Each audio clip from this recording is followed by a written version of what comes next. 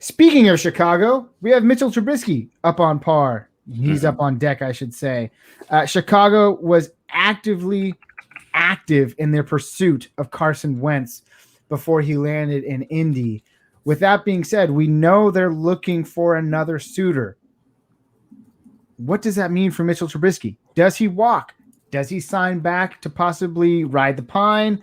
Or do we find himself in a situation where he starts only to have himself booted, 6 games, 7 games into the season? Joe, what are we thinking so far about Mitchell Trubisky? I think he's going to end up being a backup. It's going to be Marcus Mariota's situation where he finds himself at least as a backup for 1 year. Who can trust him? Maybe a team takes a risk on him, but I see him, and the situation I like for him a lot actually is Pittsburgh. Pittsburgh is going to need to make a change from Big Ben probably after this upcoming year. He maybe has 2 years if we're stretching it, but he's also somewhat injury prone at this stage in his career, and he's older. So go out and get yourself a guy like Trubisky. Now, the problem is going to be making that money work. I'm not sure that they can pay him what he needs, but I love that situation if they can figure out a way, as he can be a guy that they can mold to take over. As far as a realistic fit, I could see him maybe going to the Patriots. That seems like a very realistic fit where low cost, high reward. Patriots need to make a move from Cam. If nothing else comes out into the market, he could be a great guy to go get for them.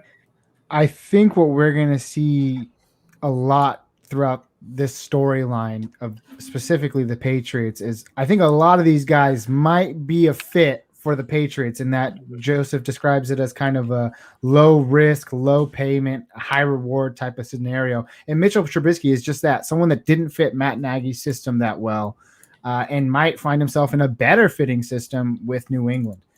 Justin, what about you? It's definitely not a starting role with the Bears, but I imagine that since the Wentz deal fell through, that's going to change a lot.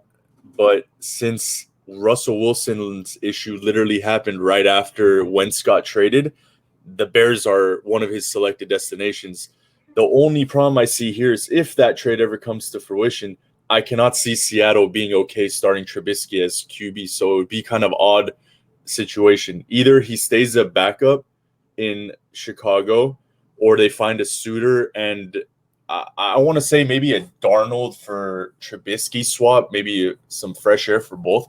But I just don't see him as a starter, but I can't see any trade that comes through that ends up not starting him. You know what I mean? He's a 50-50 QB. It's like, he might be better than these guys, but he's definitely not better than some of these QBs. So where does he fit in? I don't think he fits well logistically with the Patriots, but money-wise, it's really nice. I like to see him. I just want to see Darnold run with a better defense because I want to give him a chance. So I like that idea of trading Trubisky for Darnold, but it's so up in there. I think they're only going to make a decision once all the other QBs find a spot if they haven't landed, and then they have to settle with Trubisky, if that makes sense. The most difficult situation for me to call is theirs. Yeah, and you know what? I think we're going to find ourselves, when we talk about some of these quarterbacks coming up, in a very similar situation for all of them. The quarterbacks field is so finicky, right? I mean, a lot of these guys are either going to be riding the pine or, they may find a starting job, but I think a lot of these names we're going to come to find out they're best serviced as a backup QB. Jacob, what are your thoughts? Look, I didn't watch a lot of Bears games, but if I look, looking at his stats, just kidding. Look, he didn't play the whole season, but he had 16 touchdowns, 8 interceptions. He had a 93.5 rating. It's not terrible. I think I'm realizing this, like in this league, obviously there's more quarterback positions available than there are competent quarterbacks. So if you look at Washington, if you look at the Patriots, if you look at, the Steelers, the Broncos, I think he's better than their options right now, to be honest. So if you have I don't know. Big Ben is, a little iffy, but like if you would he do better than Big Ben in the Steelers uniform?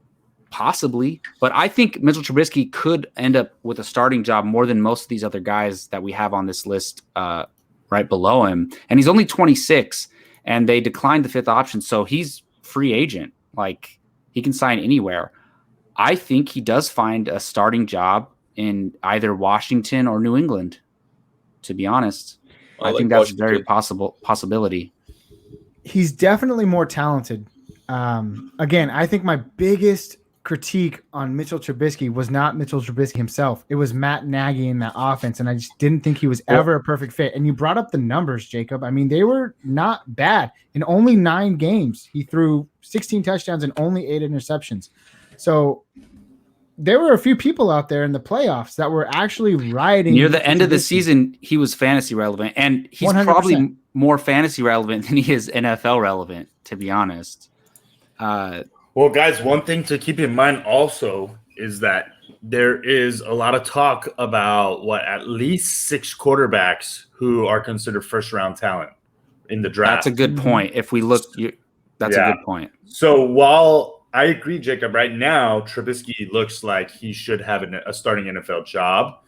Guys like Zach Wilson, Mac Jones, Lawrence, Fields, Lance, et cetera, they're going to go places that need a spot, Yeah, and in today's NFL, those rookies are going to start for year 1, Exactly. Let's put it into this perspective. Let's say you own Mitchell Trubisky in Dynasty. Are you holding him, hoping that he finds a new NFL home and is fantasy relevant next year? Or are you looking to sell him for, I don't know, you'd probably sell him for like a 5th round draft pick, a 4th round draft pick. I actually roster him in a Superflex Dynasty League right now, and I'm just waiting to see what happens. Like, I have to drop 2 guys because I have 2 guys in my IR spots.